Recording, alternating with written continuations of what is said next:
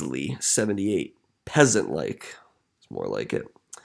Taking a look at the QBs, Tom Brady, 30 points. It's what you're going to expect when someone throws 5 TDs.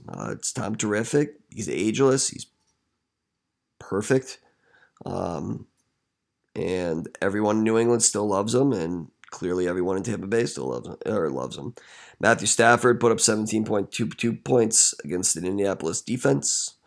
Not a fantastic outing for Matt Stafford, but 17 points isn't bad either. Looking at the running backs, McCaffrey and Mike Davis. Obviously, McCaffrey had his game. He's going to continue to have his game. He's probably the most consistent player out there, or so there's a reason why he's number one in every snake draft, right? And, why Nicky O paid $90 for him this year. Mike Davis, he's getting a lot of carries stolen from Cordell Patterson. Oh, sorry about that. 9.8 points from him. You're hoping that you get a TD out of Mike Davis because they're not going to run it as often, especially playing against Tampa Bay. But whatever. Looking on the other side, you had Chase Edmonds and Myles Gaskins. They both underperformed and stunk. Waiting for Chase Edmonds to get hurt because he's small. Myles Gaskins obviously going to be handicapped by the fact that Miami doesn't really have another offensive, doesn't really have an offense, let's be honest. Even with Tua in there, I don't see much. Good value pick, but tough to have him at RB2. Looking at wide receivers, you had Jarvis Landry and DJ Shark, whatever. Put up nothing for you, Nicky O. A total of 3.8 points.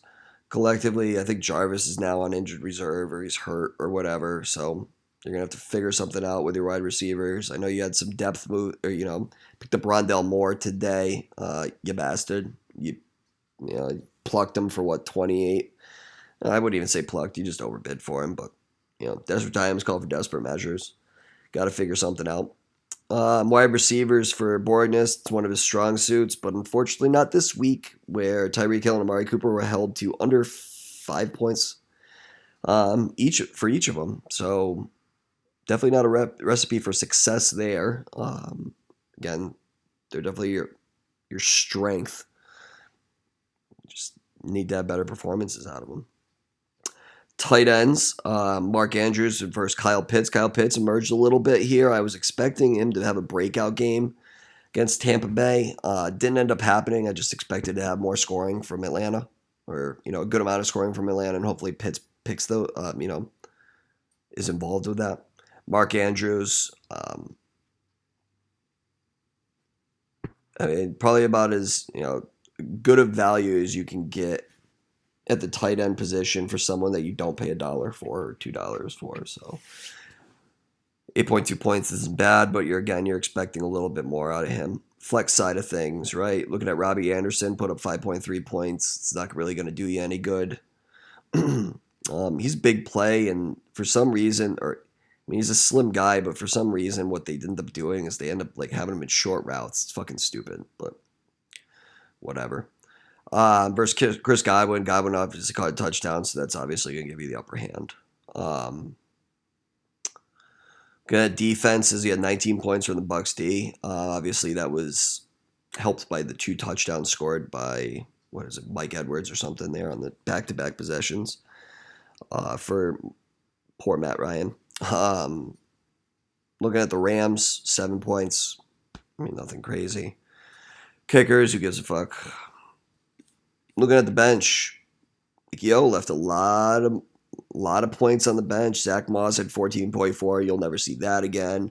Michael Pittman definitely got a good rapport with Carson Wentz, but unfortunately Wentz is, again, first team all glass and has 2 sprained ankles. Don't even know how you do that. But Jesus, man, you are fucking soft. Baker Mayfield also injured, so I don't know what you're going to do there. It doesn't really matter anyways. J.D. McKissick, great game by him. Great third down back. I get scary. I get scared with them because I think Antonio Gibson is,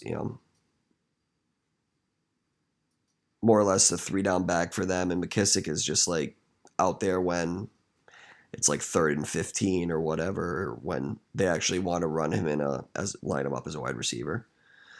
Other side, Tony Pollard, dude. I mean, I think he's definitely got more points than Zeke Elliott over on the year. Eat that, Matt Jackson. Devin Singletary, again, you're not going to see 16.1 points out of Devin Singletary ever again, so don't expect it. Other than that, not too much. Moving on to the last and final matchup. It was a big one. We had Matt Jackson eyed a big red candle at 152 points. Big. Versus Pantoni and Fallon's V card. Pantoni went to 0-2, probably because of your name. Think of something else. Well, Matt Jackson went to 1-1. Taking a look at the QBs, you had Jalen Hurts, scurrying around like a little madman, 21.8 points, versus Russell Wilson's 25.32. Seems, pretty average there. Derrick Henry, not so much average. Answered a lot of, not like anyone doubted him, but came back and said, yeah, look at it. Remember, I'm still the best out here. 47.7 points. A lot of touchdowns. A lot of power runs. Dominating. Zeke Elliott, refreshing to see him put up 16.7 points. I know you're trying to hold him for the rest of the season and trying to rationalize the $70 you spent on him, but whatever. You can continue to hold those receipts and just throw them out. All they're doing is just taking up space. Space in your wallet, Look at your RBs for Pantoni, which I've acknowledged previously as one of his weak points, given all of his injuries and his shitty keeper. Eckler, 18 points, under the radar, top 5 fantasy running back. You get caught up in the likes of Derrick Henry and, the big names like Zeke Elliott and Christian McCaffrey and all that. And you forget that Eckler's like steady Eddie over there with 15 to 18 points a game. Tyson Williams, 10 points. Obviously, selected the right Baltimore running back. It's a shame that you're not getting value out of the $99 pick that you had, or pickup that you had. And Latavius Murray. Looking at the wide receivers, Keenan Allen and Adam Thielen obviously both performed very well. Above average, beating projections. That's all you can ask for. As long as they're doing that, they're doing their job. Alternatively, Devontae Adams and Brandon Cooks, solid outings, 19.1 and 18.3, respectively. Brandon Cooks continues to show that he's a pretty good wide receiver. It will be interesting to see what ends up happening with Tyrod Taylor out this week. I believe they play Thursday. Short week for him, and he's going to have basically a no-name throwing to him. Jackson decided to go and start Noah Fant over Gronk. Big mistake. Didn't really matter too much in the end result. Noah Fant dropped 11.3 points. Not too bad. George Kittle, unfortunately, is still underperforming, or he's underperforming at least this week. Tough to spend that amount of money on a tight end and, not get a guaranteed 10 points out of him a week like you can with, Kelsey or Waller. Flex position, Damian Harris. Damian Harris, probably had a run of the year candidate, right? With kind of bowling over the entire Jets defense and just stomping the hearts out of every Jets fan. Nice little bounce back from the game-costing fumble that he had week 1. On the other side, Marvin Jones, who Pantoni picks every year for, the past 6 years. 14.5 points, obviously a positive. The only touchdown that Trevor Lawrence threw ended up being a Marvin Jones, probably because he's 6'5". Defenses, no one really cares. Saints, Browns, cares. Kickers, same thing. Who gives a shit? Looking at the bench, Jackson, obviously, given that he acknowledged that he was putting Noah Fant on the trade block, is intending on starting Rob Gronkowski, and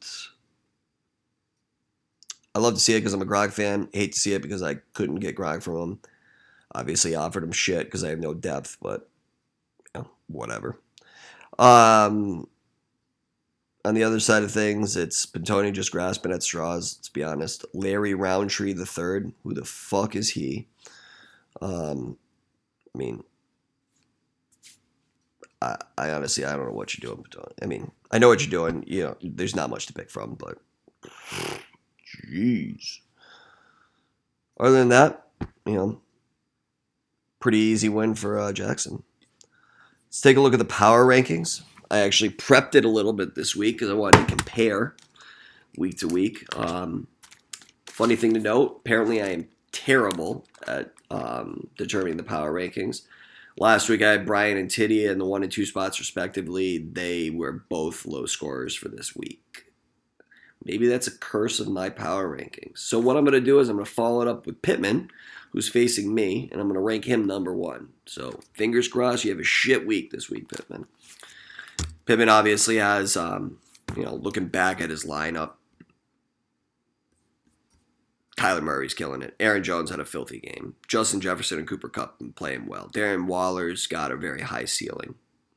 On the bench, Cortland Sutton, Marquise Brown, Henry Ruggs all scored above 20. Scary to think.